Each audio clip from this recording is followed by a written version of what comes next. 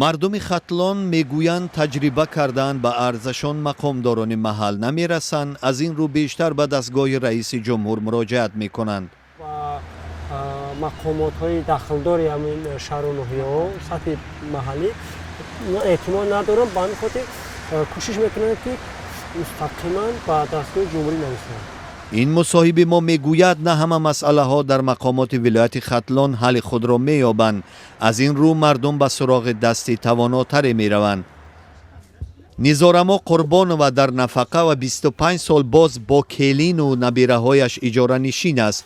писараш афсари нирӯҳои вазорати дифоъ асту дар ноҳияи Мурғоб хизмат мекунад. ӯ мегӯяд чандин бор аз мақомоти ноҳияи Ҷайҳун хост ба ӯ замин барои сохтмони манзил ҷудо кунанд, аммо ба муроҷиаташ ҷавоби қаноатбахш надоданд. ахирон умедам ба ҳамин аппарат президент ва вилоят буд. аввал ба худованд буд, баъд ба ё не ки ягон натиҷае нашид, ягон одам дастгирӣ накард. сокинон мегӯянд бештари шикоятҳое ки аз дастгоҳи раиси ҷумҳур ба мақомоти маҳал бармегарданд бебаррасӣ мемонанд ё барои ҳалли онҳо шароити сангинтаре эҷод мешавад. ҳукуматдорон мардумро чап мегиранд, баръакс бо ҳар роҳ фишор меоранд ки шумо аз болои мо шикоят кардед ба дастгоҳи масалан раиси ҷумҳур.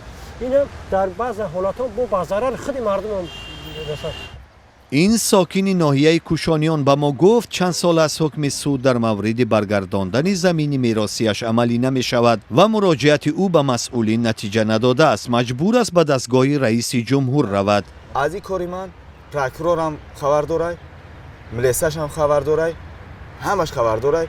мақомоти вилояти Хатлон то ин вақт 100 нома аз дастгоҳи раиси ҷумҳур вобаста ба арзи шаҳрвандон гирифтаанд ки ба қавли онҳо ба 90% он посух доданд.